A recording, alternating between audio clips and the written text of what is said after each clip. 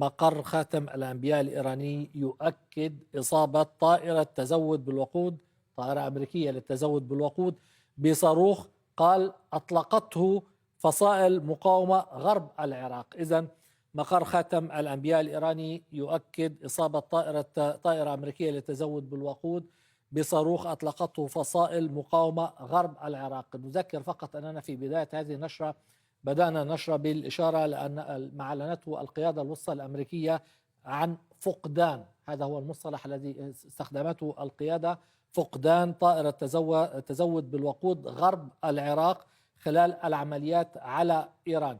لم تتحدث عن عطل فني، لم تتحدث عن إصابة مباشرة لا من خلال جهة إيرانية أو عراقية أو نيران صديقة، وإنما تحدثت عن فقدان الطائرة غرب العراق. والآن مقر خاتم الأنبياء الإيراني يؤكد إصابة طائرة للتزود بالوقود، طائرة أمريكية للتزود بالوقود بصاروخ أطلقته فصائل مقاومة غرب العراق. التلفزيون العربي.